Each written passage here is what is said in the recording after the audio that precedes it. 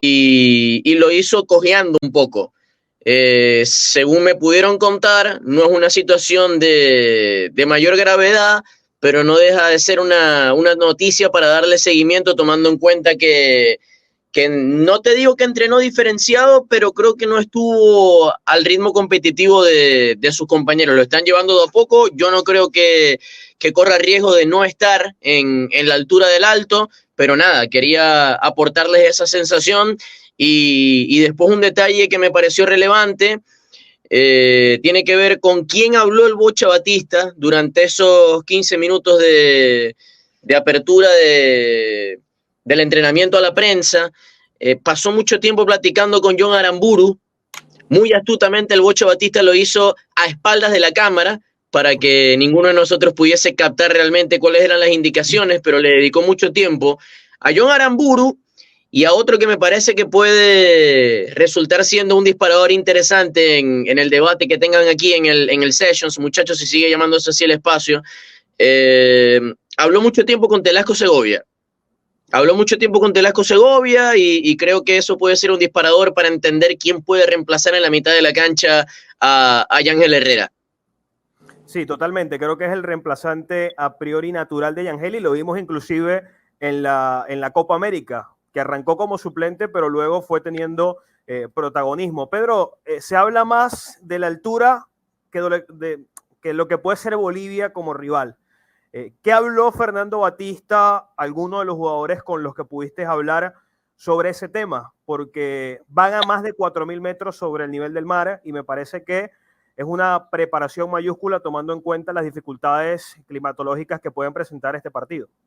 Sí, se habla mucho de eso y creo que está bien que sea así porque creo que la Federación Boliviana tomó una decisión polémica trasladando de casi 3.800 de La Paz a casi 4.100 del Alto, del estadio del Blooming.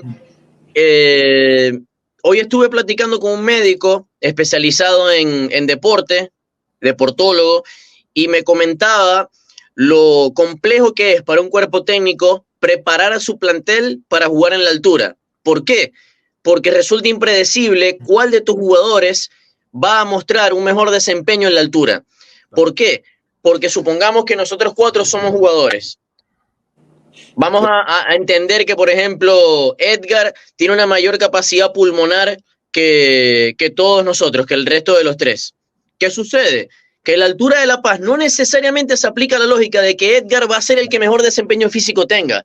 Quizás sea el que más sufre la altura de La Paz y que Karim sea el que mejor se adapte.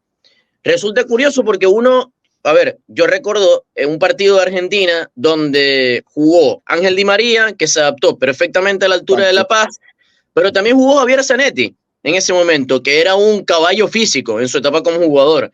Y Javier Zanetti fue el que peor se sintió físicamente en el partido. Entonces resulta que si uno se pone en los zapatos del Bocha Batista, resulta muy complejo armar el 11 titular. Por eso es que creo que muchas veces se apela a los futbolistas que están cerca de jugar en la altura, como Alain Baroja, por ejemplo, o el chico que convocaron del Cusco, Ramírez, el defensor, como para tener algún jugador que ya tenga información respecto a cómo se adapta a la altura. ¿Me explico? Y por eso creo que es lógico que por un lado hay una preparación con cámaras hiperbáricas y demás, y que por otro lado también el 11 titular sea un misterio. Porque es un misterio el 11 titular. Claro, ni los jugadores lo saben, ni la gente de prensa lo sabe, y probablemente el Bocha Batista en este momento tampoco lo sepa. Posiblemente en este momento lo está empezando a dibujar en su cabeza. El mejor era Di María. O sea, uno que se acuerda de un jugador que no le pesaba la altura era Di María. Era sorprendente cómo jugaba en la altura, como si estuviera jugando a nivel del mar. Entonces, la pregunta es, ¿hay alguna posibilidad o se puede pensar o ver de que Venezuela plantee 2 equipos completamente diferentes, uno en la altura y otro prepararlo y descansarlo para buscar los 3 puntos en casa con Uruguay, sabiendo que Uruguay va a enfrentar ese partido con muchas bajas y la mayoría de sus jugadores importantes no va a estar en ese partido? Yo, honestamente, Karim, traté de raspar un poquito información periodística respecto a esto, platicando con los muchachos de prensa que siempre nos reciben de buena manera en el ámbito de la selección, y es un misterio. Es un misterio. Si me preguntas por mi opinión, por un pálpito, yo creo que vamos a ver algunos retoques tácticos, algunos retoques en nombres del once titular pensando en lo que va a ser Bolivia, pero que los jugadores importantes van a estar. Y los jugadores importantes son Soteldo en el ataque para contragolpear, Rondón para aguantar, más allá de esta pequeña molestia que arrastra, y la defensa va a ser muy cercana a la titular. No sé si Bocha Batista se va a animar a utilizar a Ramírez como revulsivo defensivo, tomando en cuenta que juega en la altura. Y otra cosa que sí, esto sí me lo contaron, saben que la convocatoria es más de 40 futbolistas, gran parte de ellas son juveniles. A mí me dijeron, los juveniles, ojo con algún juvenil que se meta en la convocatoria de 26 para los partidos de eliminatoria. Cuidado, porque si el Bocha Batista ve a alguno de los juveniles de Baliño que teóricamente vinieron para agarrar calle, futbolísticamente hablando, si a alguno le gusta el Bocha Batista y responde correctamente a lo que él precisa para uno de estos dos partidos, también se puede meter por la ventana. ¿Algún nombre, Pedro?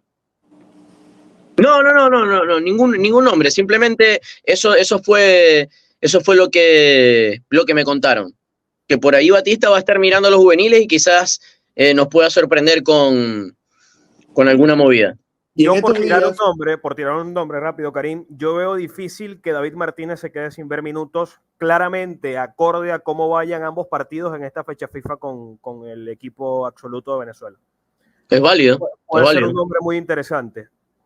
No, que lo que iba a decir con respecto a lo que decía Pedro con los jugadores sub-23 y Baliño, en estos días el Bocha estuvo en F90 y habló mucho de eso, de lo importante de que los jugadores de la sub-23 se entrenen primero o después de la mayor, para él también ver y estar pendiente de qué jugadores en ese momento se están destacando, que fue en su momento lo que hizo también él cuando estaba con sub-23 Argentina con Scaloni, que en su momento pudo ver al Cuti Romero, a Lisandro Martínez, a Enzo Fernández, Alexis McAllister, y eso es también lo que está buscando plantear con esta selección de Venezuela, con esos sub-23, ver qué jugadores pueden ser esos futuros reemplazos para los que están hoy en día. Sí, totalmente.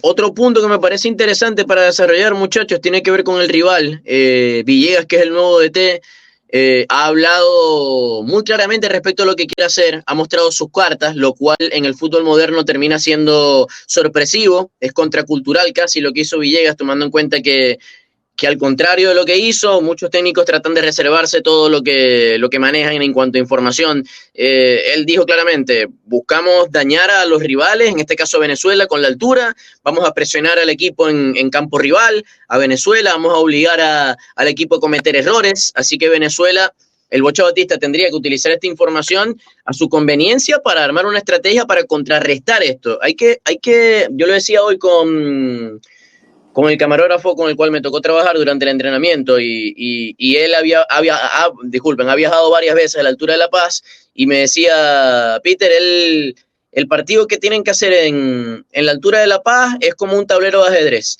No desgastarse con alguna corrida innecesaria, no cometer errores en la salida con la pelota, si ves que te complicas y te presionas, reventar para que el equipo se reordene. Es un partido de ajedrez donde Venezuela tiene que disminuir por completo el margen de error y en algún momento Bolivia, que yo considero es el plantel más débil, más pobre de la eliminatoria, en algún momento Bolivia se va a dormir, en algún momento Bolivia se va a desesperar, en algún momento Bolivia te va a entregar el camino a hacerle daño, por decirlo de alguna manera.